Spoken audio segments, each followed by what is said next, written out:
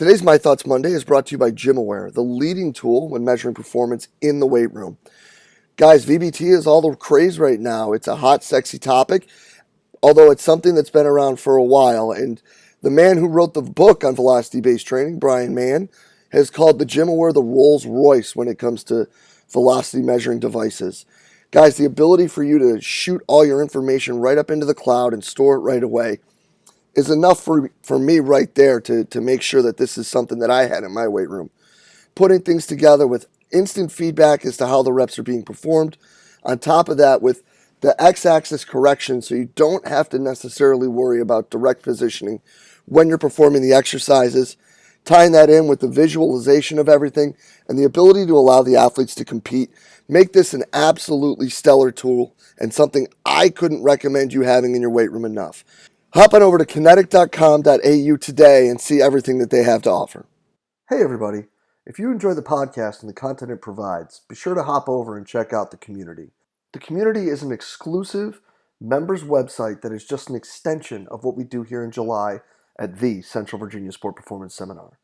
What it is a combination of video lectures, a coach's corner with your Monday morning take-home information, and a forum where you can talk about anything and everything related to the field of strength and conditioning. In the community, you'll find content added each month from some of the top practitioners in the world, ranging from PhDs to high-level coaches, bringing you exactly what they're doing with their athletes or their research at the present moment. On top of that, an additional discussion by coaches bringing you that Monday morning information, things that you can add to your training program right away. Tying that in with the opportunity to discuss with coaches around the world in the forum on anything and everything from the topics addressed in these presentations to whatever you're seeing in your daily life as a coach. If this sounds like the right thing for you and your staff, go ahead and hop over to cvasps.com/community and try it out for 48 hours for just $1. If you like it, you're signed up, ready to roll, and you're jumping into all the great content added each month. If not, feel free to go ahead and cancel at any time. No questions asked. We're really excited about what we're building in the community and hope you are too. Go ahead and hop over to cvasps.com/community and check it out today. Hey, what's up everybody? DeMayo coming at you with this week's My Thoughts Monday. And I want to talk about the ideas and thought process behind changing behavior. It's something that we as coaches or people in really any realm of life need to kind of have a grasp on. And I, to be totally honest, think that it's something that we really miss the boat in some ways when we're coming, to these situations. Changing behavior or changing how people act or changing things that are habitual takes time.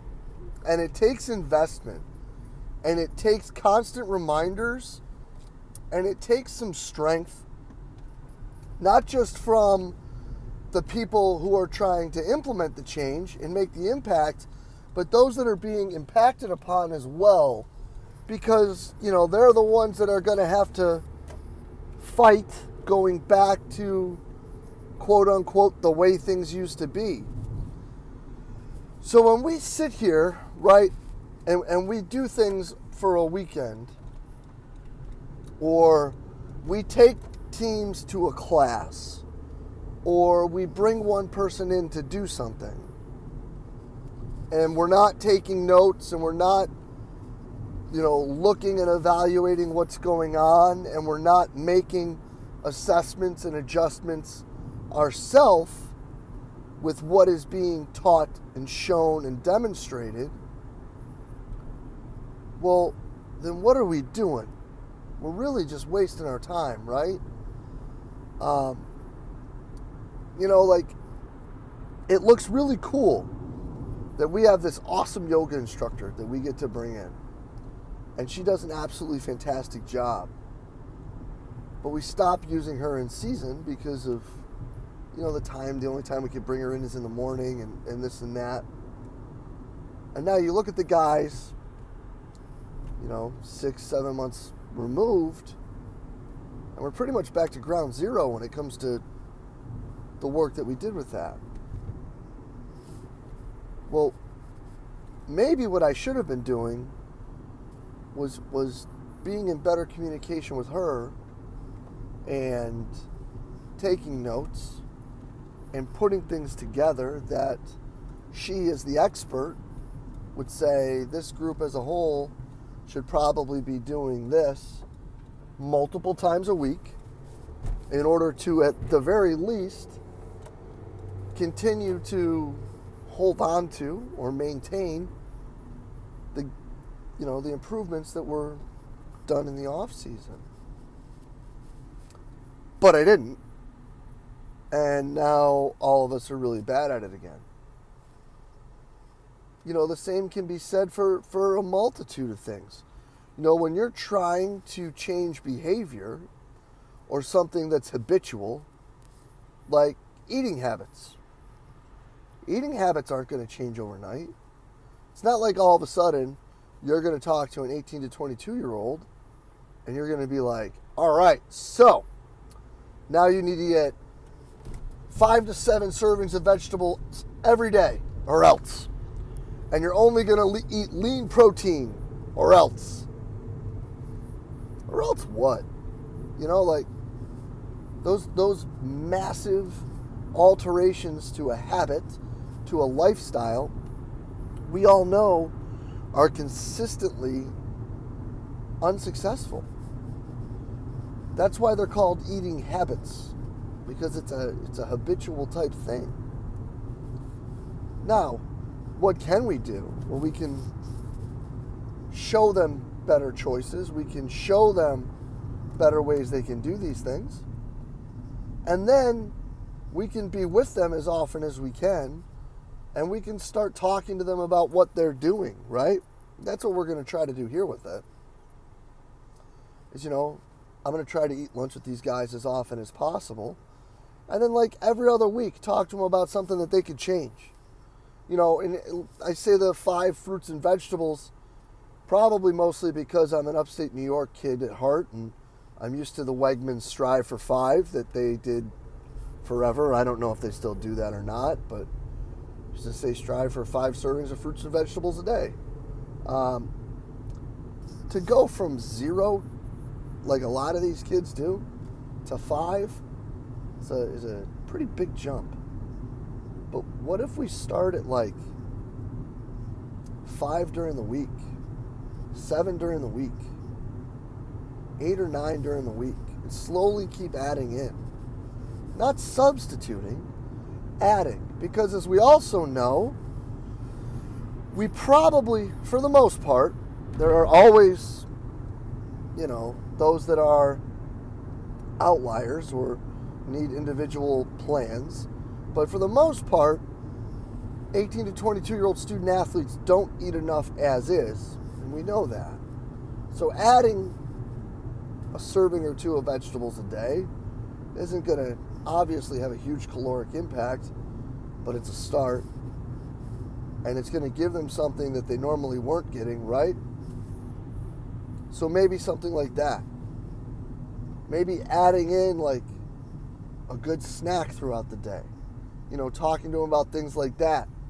But again, we're talking about habitual things that we're trying to change. So if we make changes that are too drastic and we know that don't appeal to them at all in the beginning, there's a good chance you're going to lose them. And the same thing goes when we're talking about, how everyone likes to talk about like culture. Like whenever a new group comes in, they're like, man, we got to fix the culture. I think that we obviously still need to define what that is, but that's another talk. But you're not going to walk into a weight room and all of a sudden, because you say or else a couple times or scream and yell at kids a couple times, that all of a sudden their accountability level goes to 11 and, these kids are freaking busting their butts every day because of 48 hours of yelling and screaming and giving them really, really hard stuff to do. It's something that you have to build. It's something that you have to work with them on. It's something that you have to be willing to talk to them about and give them examples of positives and negatives. And then slowly and surely, as things start to improve, you can now move them more and more towards that situation.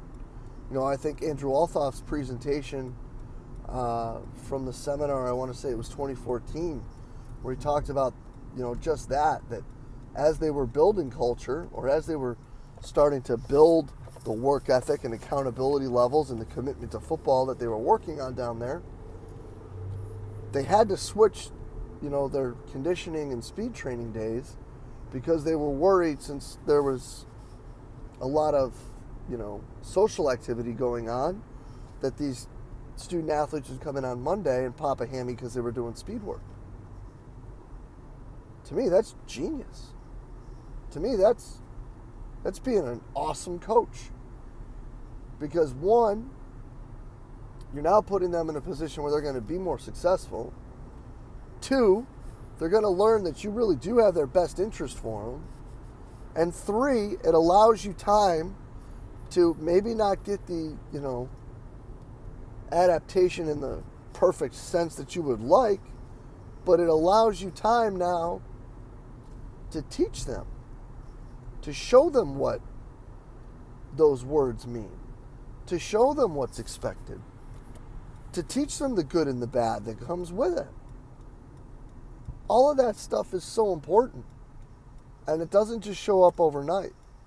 And I think that's an absolutely, killer example of what they did there. So I guess what I'm getting at is, all too often there are these situations that arise, and we try to do things that are like a quick fix or something that looks cool, instead of spending as much time with it as we should. And I think that's not just a coaching thing. That's a business world thing, where people bring in speakers for a weekend or for a night and talk about leadership and accountability, and people who come in for a day or two, and talk about anything to help with like self-improvement and motivational speakers and this and that. But the minute those people walk out the door and we're not continuing to preach that method, all that day or two meeting or class or in-house or whatever it was nothing more than a Band-Aid trying to cover up a gunshot wound, really.